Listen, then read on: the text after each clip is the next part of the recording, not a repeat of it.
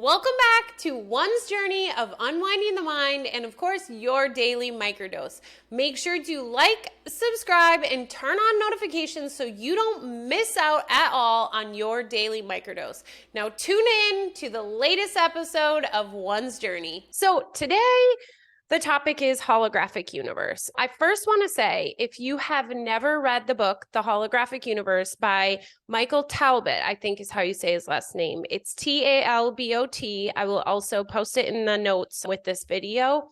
Highly recommend. He goes so much more in depth into the science-y, which I love and appreciate, but also it's not just where my mind is at. So I'm not going to share a lot of science-y things, but I will say that scientists are realizing that what I'm about to share with you is truth, that in fact, the universe is not of the physical realm, I guess you could say.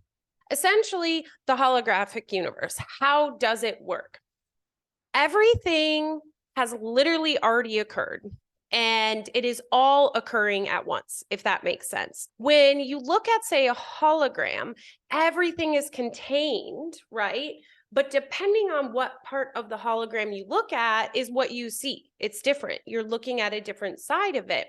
And with the concept of the holographic universe, past, present, future is all occurring. Time and space do not exist because it is a projection from one place.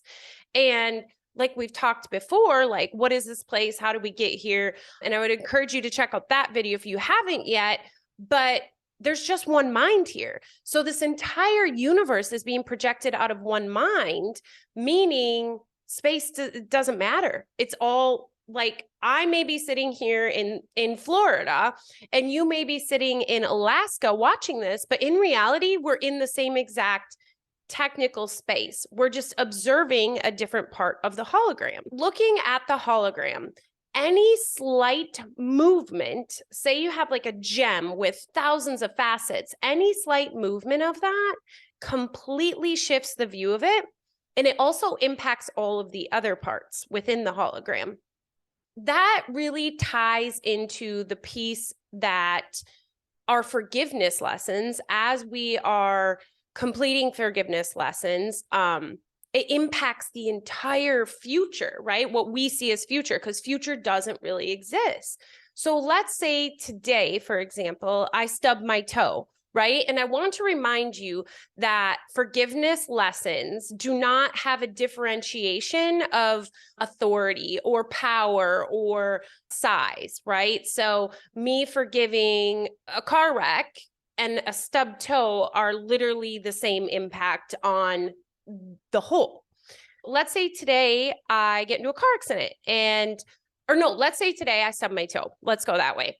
And I'm upset at first. It takes a little bit, but I get to the point of true forgiveness, which the next episode we will talk about. What do you mean by forgiveness? So check that out. But at the level of realizing none of this ever happened, and so that forgiveness lesson has occurred and technically has shifted the hologram. So later down the road, say the version of the hologram I was currently looking at before I stubbed the toe and forgave it, I was meant to get into a car accident, experience another piece of separation. And now because I've shifted the hologram, I no longer need to experience that. I want to talk a little bit too about past, present, and future, all occurring in this moment, right? Me starting this video 5 minutes ago is occurring right now as me speaking this video. Think of the phantom limb. Someone gets their arm cut off and later on they have what's called phantom limb pains, or they may feel like their arm itches, but in fact, they can't see an arm because the part of the hologram they are looking at, there's no visibility of an arm. But in reality, in the whole of the hologram, the arm does exist in different facets of the gem. So though what you are experiencing right now, the hologram does, or the arm does not exist, it actually in the whole still exists. So that's where the phantom limb pains and itchiness comes in, because again, this is a projection of one mind. And if all options are possible in that one mind, there's still the essence of that carrying through. So I know this is very mind-blowing. It was for me the first time I heard it as well. And maybe this isn't your first time hearing it. And it's still a constant work of understanding and really being able to see it. But consciousness, when we talked before about the initial separation and the shame and guilt we felt, so consciousness was created because consciousness is what observes this hologram. Without consciousness, my body doesn't exist, your body doesn't exist. It's the observation tool.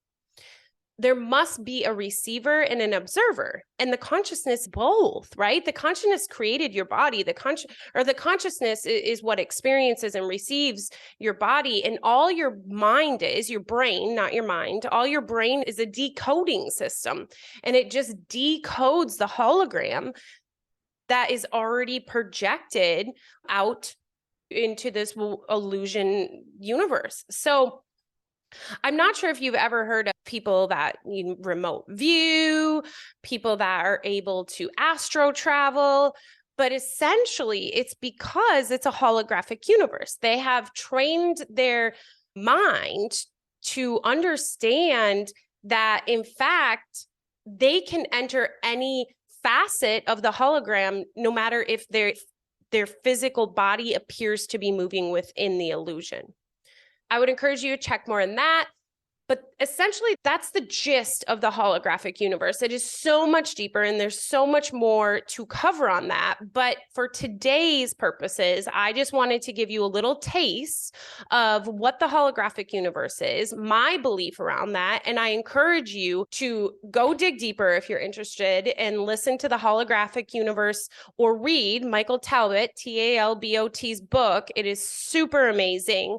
And share some questions, and I will definitely do follow-up videos on this and continuously talk about how having a holographic universe actually impacts our ability in forgiveness lessons and understanding what is truly going on. So again, I appreciate you for tuning in and being a part of this amazing community. Be me, Big Miracle Energy. And as always, until I see you again, remember, you are worth it. Love you tons. Bye.